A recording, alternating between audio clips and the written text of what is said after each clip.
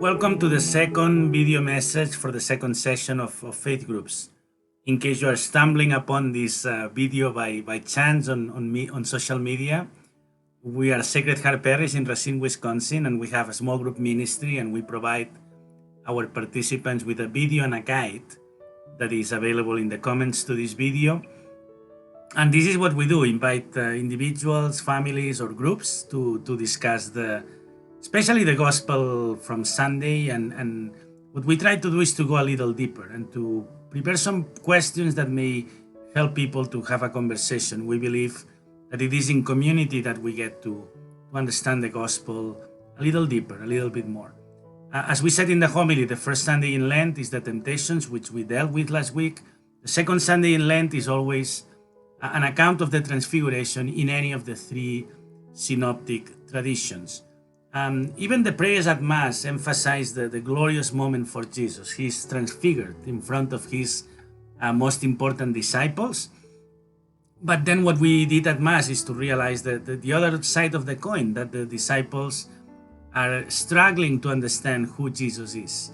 It's very clear there are many clues in the Gospel, and I don't think we need to repeat them, but you can tell that Peter wants to freeze that moment. So we have this Gospel, the Transfiguration, which is a moment of glory, but Jesus looks at his disciples, I suppose, and he says, well, we are not there yet. Despite that, Jesus will move on. And that could be one point for reflection for us, right? How many times in life we experience glory and disappointment at the same time? And how many times in life we need to move on, despite not having all our ducks in a row, as you say in English?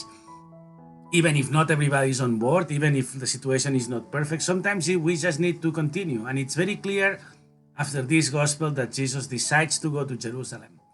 Why the difficulties of the disciples?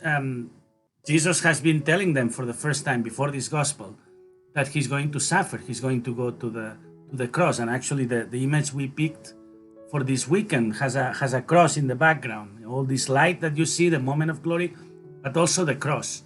It's a parable for the whole of life also, that we experience glory and suffering, that we cannot separate it.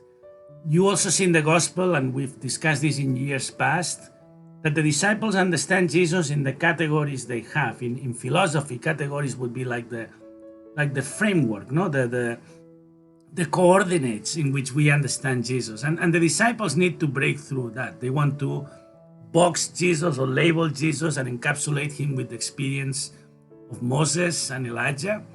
And perhaps the most difficult thing to explain in a quick homily.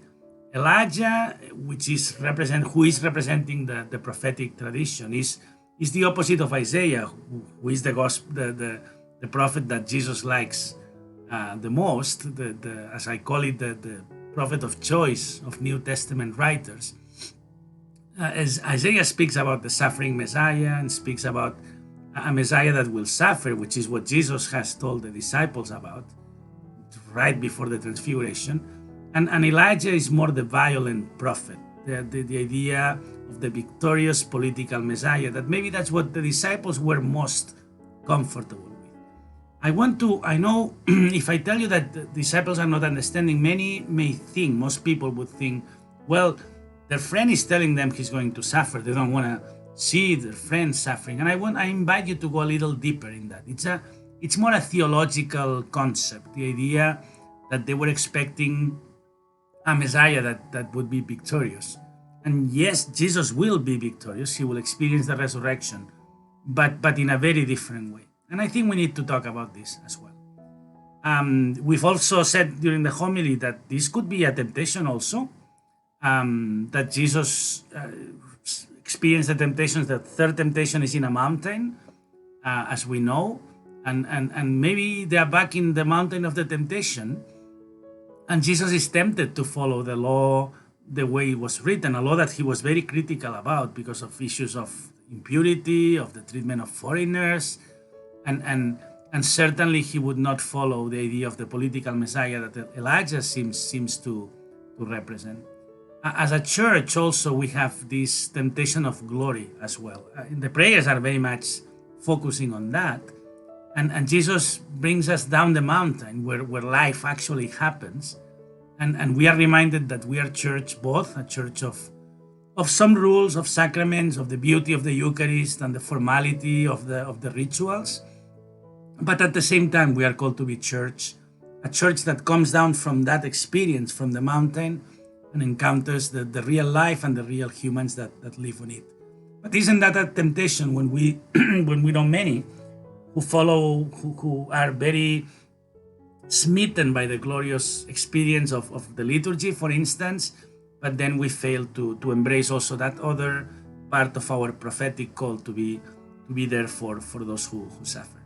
I believe I've used this expression before. This gospel has many hooks for a homily or for questions for faith groups, and I really hope this helps you or your family, your group, or you individually, if you are doing this by yourself, to continue reflecting. We are more or less in midway through this journey of Lent.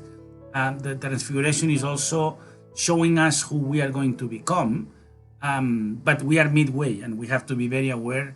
Yes, we are a glorious church, I believe, but we are also being called to share on the suffering and to feel compassion for the suffering of others. Hopefully, this will be a fruitful discussion, that the questions will help on that, and I will see you next week.